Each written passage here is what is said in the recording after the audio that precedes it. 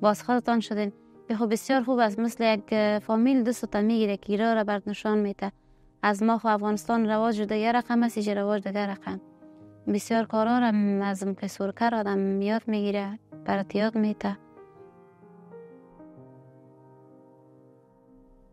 فعلا در تمپا فلوریدا زندگی میکنه. بر خودم هم دیگه می رقم که می طفلای فعلا زیاد آرام هستن. از این بعد هم میفهم امکانات زیاد است، آرامی زیاد است، آرام میشن، درسایشان خوب پیش میره. میخوایم که درس خوب بخوانن، دکتر شون، انجینیر شون، یک چیز.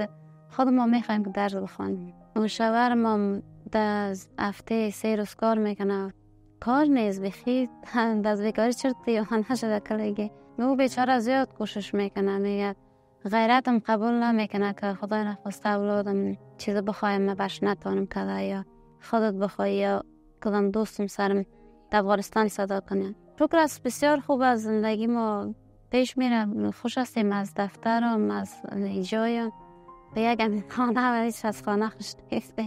همین خانه که بخیر تبدیل شد زیاد کلان چیزه. نه خیر، نه سوال نیم. بسیار زیاد از پیش دفتر تشکری میکنیم، از پیش خودشان تشکری میکنیم. ما خوشحال هستیم از پیش کلتان، از پیش خودت همچنان.